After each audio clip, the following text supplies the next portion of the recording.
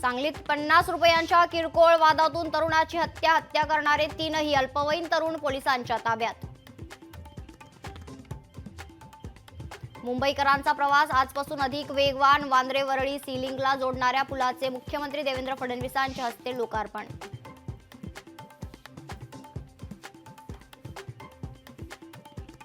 महायुतीत पालकमंत्री पदावरून नरहरी झिरवळ यांचीही नाराजी. गरीबाला गरीब जिल्ह्याचे पालकमंत्री केलं. मुंबईला गेल्यानंतर वरिष्ठांना जाब विचारणार नरहरी झिरवळ यांचं वक्तव्य.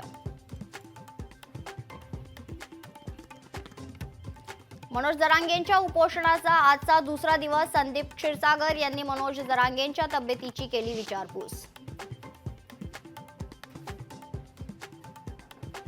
अजित पवार, काय चालू आहे तुमच्या पक्षात? ट्विट करत अंजली दमानियांचा अजितदादांना सवाल. बाबूराव चांदेरेकर वर कारवाई का नाही, दमानिया यांचं वक्तव्य.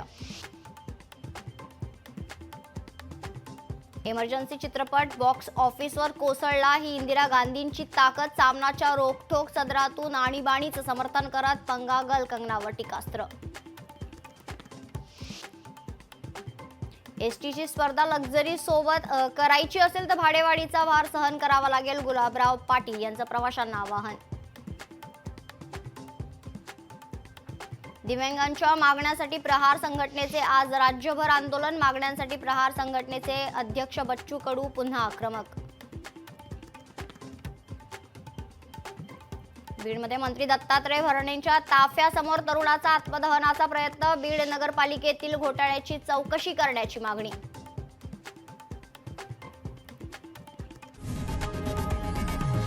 लोकशाही मराठी ऐका, पहा, जागरूक रहा.